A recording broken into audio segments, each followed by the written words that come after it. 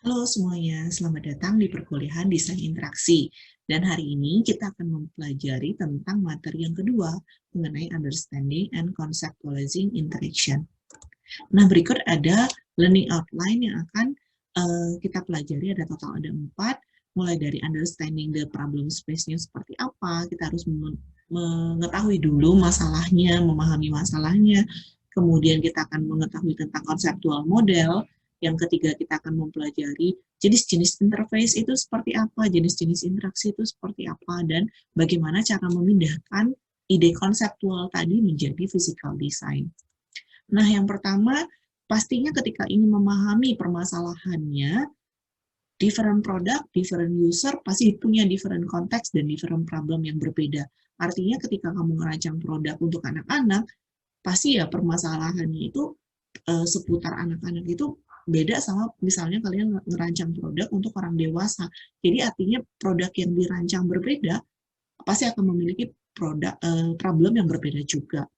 Jadi kalau kalian lihat di sini ada interaksi antara user, konteksnya seperti apa, dan produk atau sistem, di mana di tengah ini ada irisan yang disebut juga dengan user experience.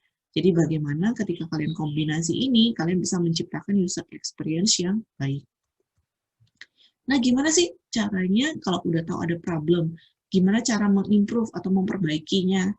Pastinya kalian akan balik lagi ke ujungnya itu adalah usability dan user experience goals-nya yang mana yang ingin kalian capai. Jadi tentukan goal-nya tersebut sehingga itu akan mempermudah kalian untuk mengubah ide-ide yang kalian miliki untuk bisa memperbaiki permasalahan yang ada tadi. Nah, ini contoh paling gampangnya.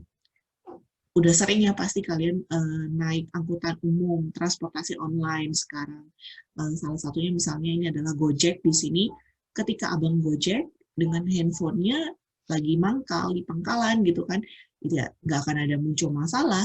Tapi muncul masalah itu adalah ketika mengemudi.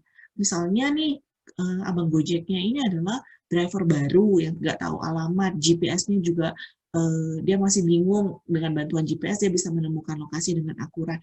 Nah, permasalahan muncul ketika dia mengendarai sepeda motornya. Handphonenya itu hanya ditaruh di dashboard motor, dan itu kayaknya sangat membahayakan banget ya.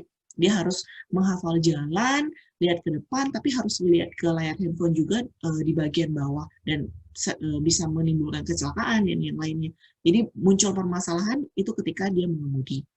Nah, misalnya yang kedua, kalau misalnya anak muda zaman now disuruh era digital, school from home, atau kuliah online, itu ya gak kan ada masalah gitu. Kalian udah terbiasa beradaptasi dengan teknologi, misalnya harus ketik-ketik di depan laptop, udah familiar banget. Tapi akan jadi permasalahan kalau misalnya user target kalian itu adalah lansia dan kalian minta mereka untuk mengoperasikan gadget tertentu. Jadi kan itu akan sangat susah beradaptasi ya. Bayangin aja kemampuan visualnya udah mulai berkurang, kemudian adaptasi terhadap teknologinya juga susah. Jadi akan muncul permasalahan-permasalahan pastinya. Nah, different problem, different product, different problem pastinya. Ketika produk dengan instruksinya jelas, itu mungkin nggak akan ada masalah. Tapi kalau instruksinya bingung, dari mana tombol startnya harus dimulai, kemudian tombol-tombol apa saja yang harus ditekan, ya itu mungkin akan muncul permasalahan. Nah, konseptual model itu seperti apa? Jadi ada dua kata kunci yang akan kita bahas adalah interaksi dan juga interface. Interaksi ya pastinya kalau interaksi ada dua hal yang berinteraksi ya, baik antara user ke sistemnya dengan berbagai macam cara bagaimana user berinteraksi dengan sistem yang ada. Misalnya talking atau browsing dan yang lainnya. Kalau interface itu adalah tampilannya. Kalau minggu lalu kalian sudah membahas tentang user experience, user interface, dan usability, interface ini adalah tampilan visualnya. Jadi speech menunya, apakah menu based atau gesture based, jadi benar-benar kind of interface ataupun tampilan interface-nya. Nah, tipe-tipe interaksi itu seperti apa? Ada interaksi yang sifatnya instructing.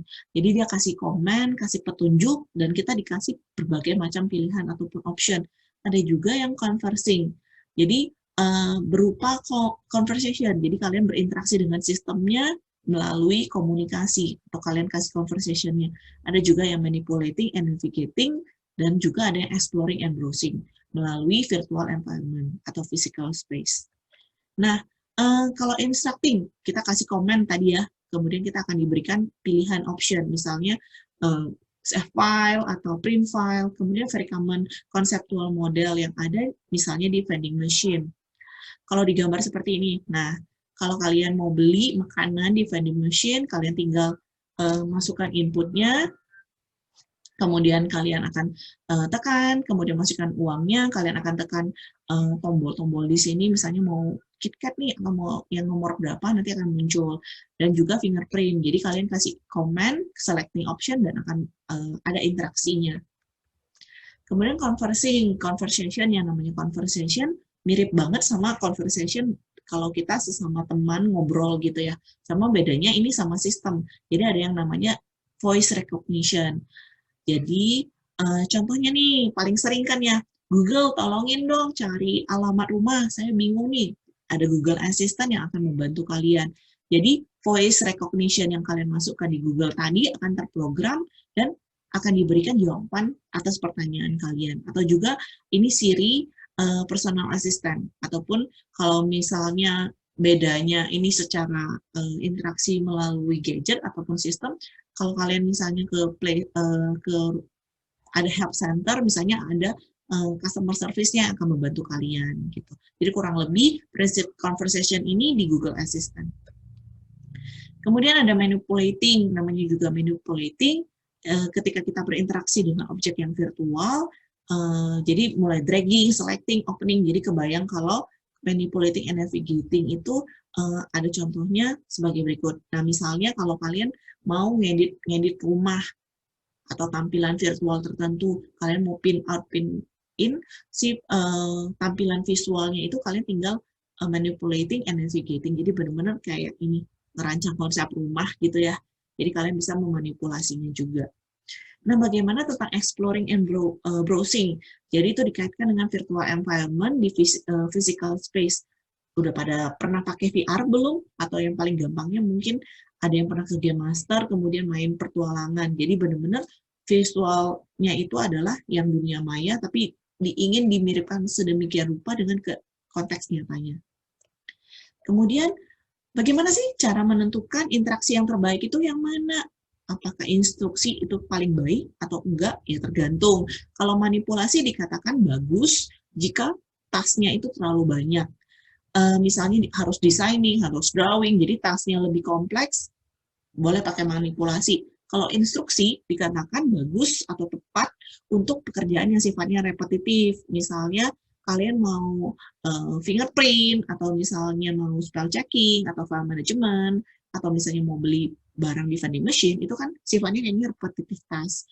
Kemudian kalau conversation, itu cocoknya untuk karakteristik user tertentu, misalnya apakah anak-anak, kemudian ada yang disable user, misalnya nggak bisa ngetik gitu kan ya, tunanetra ataupun yang lain, jadi bisa pakai voice recognition. Dan juga ada yang hybrid, di mana ada beberapa cara untuk conceptual model are often employed, jadi where different ways of carrying out the same action is supported at the interface, but can take longer to learn.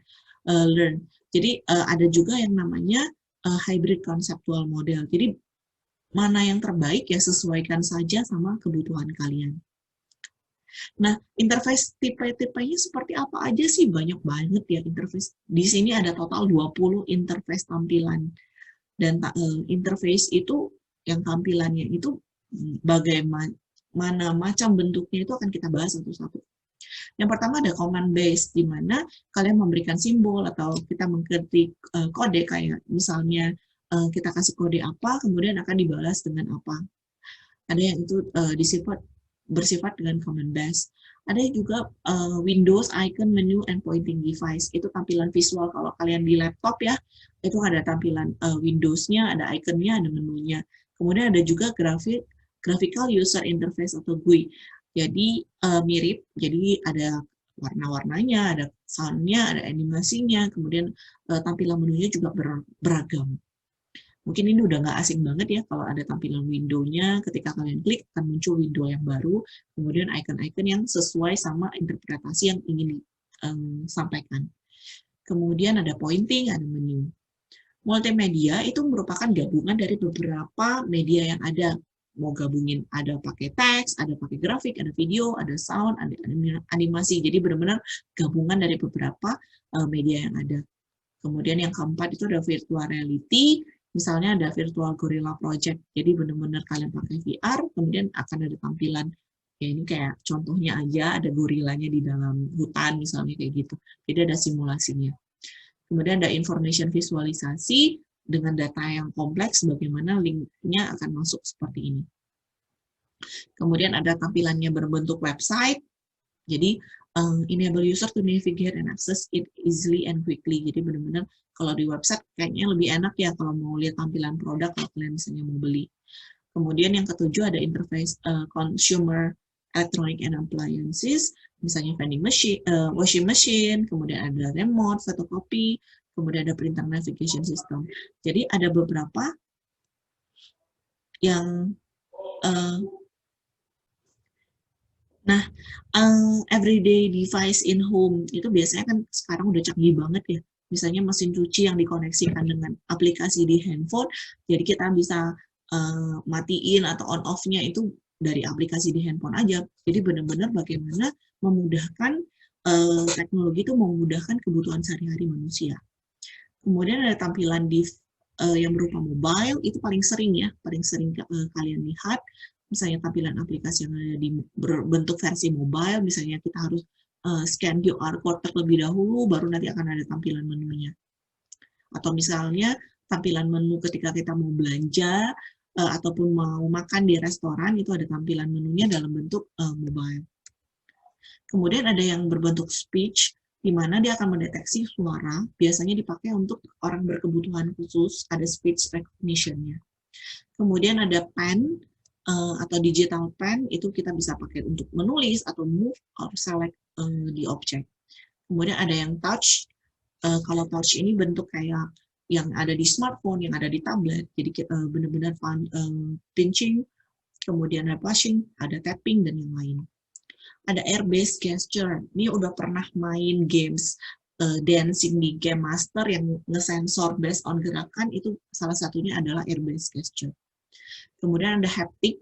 Kalau haptic ini benar-benar menggabungkan interaksi antara vibrasi dan juga ada ketekanan ke tubuh manusianya. Kalau di sini misalnya dia bermain instrumen biola dan ada alat-alat tertentu yang dipasang ke tubuh. Kemudian ada multimodal. Kalau multimodal itu gabungan dari beberapa modality yang ada touch-nya, ada sight-nya, ada sound, ada speech-nya. Jadi benar-benar gabungan dari beberapa interface. Kemudian ada shareable, multiple input, simultaneous input.